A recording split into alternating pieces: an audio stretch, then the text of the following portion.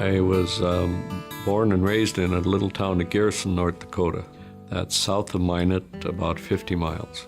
I have two brothers. One brother was born 16 years later after I was. So we had a two-part family.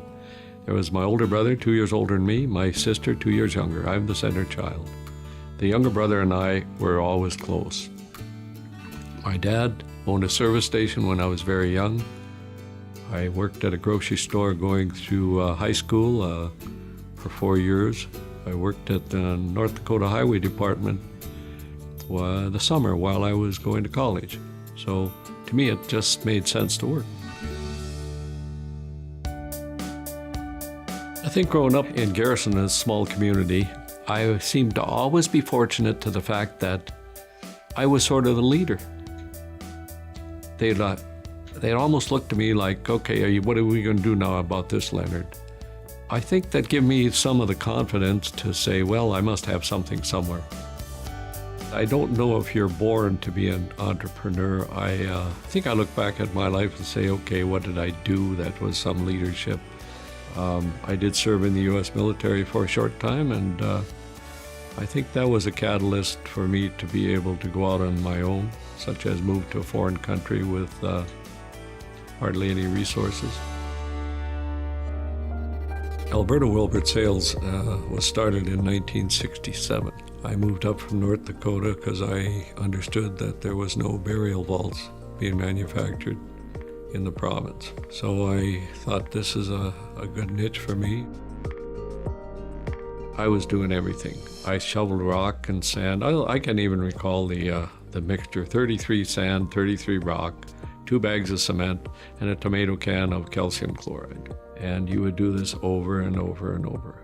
I went from 215 pounds, moving to Canada, to 165 pounds in about 6 or 8 months. My theory in business is if you're going to be in business for any length of time, you better make a product that's going to outlive you and your successors. It was a new product. It was the cement burial vaults and grave liners. And up to that point, we would only use a product that was either made out of fiberglass or metal. Certainly, the product outlasted the previous products that we would use. It was very good doing business with Leonard. He was the kind of individual that you were comfortable doing business with because he was honest, and also he was the kind of individual that would stand behind his product. Putting the burial vault down in the ground, gathering up the equipment, and seeing the satisfaction of the family, that's a real reward, because that is a very sad time for a lot of people.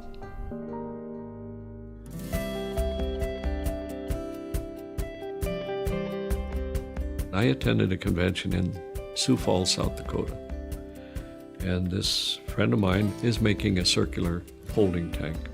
Well, that product I saw would work here.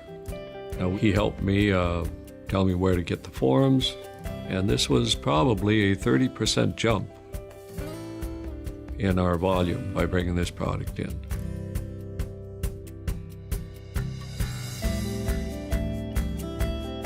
Today, we are moving into bigger lift stations, some municipality items, and we're still the largest supplier of septic tanks and holding tanks and sewer-related products. I often think how I ended up to sort of lean to the funeral business. I ended up getting involved with it when I went to work at this firm in North Dakota, and I ended up calling on funeral homes. I liked the dedication of these people. They were so concerned, and you're dealing with a situation there that is not really a happy time.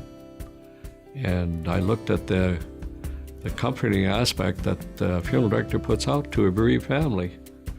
And it takes a special individual to do that.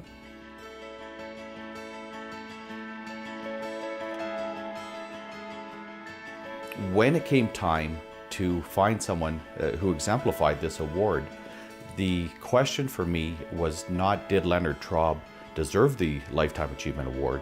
The question to me was, why doesn't he already have it? I'd like to refer to it as the gold medal of the Olympic Awards for funeral service. It is a big honor, and I think the reason why it is a big honor is because our profession looks at him as one of the leaders, as the suppliers, and all the years that he has put in. And he's been there for, not only because I've known him for 40 years in our funeral home, it doesn't matter who you are. He treats every funeral home the same, all his clients. He completely has respect for everyone and treats everyone equally. He was the very first individual who is not a funeral director to be awarded this honor. I believe that the award was presented to Leonard due to his contribution not only to the funeral service profession, but also to how he has served the community and served families with a quality product that fits into funeral service. That award meant a lot to my father. I think out of everything that's ever happened to Dad, all avenues of this company are special, but it's funeral service what kicked this company off the ground. Then we moved into water and sewer. So there is a strong sort of passion, funeral service in my father. It's probably going to be a highlight of my life, because when you're chosen by your customers as a lifetime appreciation in that vocation, that's probably the ultimate. Words can't explain how proud I am of him, because he's created a life for all of us. He's been kind of a mentor for me in a sense. He's a great businessman and just an overall great person. It's been a good ride together. I've always wondered what my life might have been like in my career in funeral service if Leonard didn't exist. And I'm not sure that I really want to go that route. I think if I had to do it over again, I'd still choose to have met him and socialized with him. He's brought some kind of a sparkle to my life along the way. He's just a very sincere, great person. And it doesn't matter if you're the janitor or if you own the funeral home, he's just a great person overall.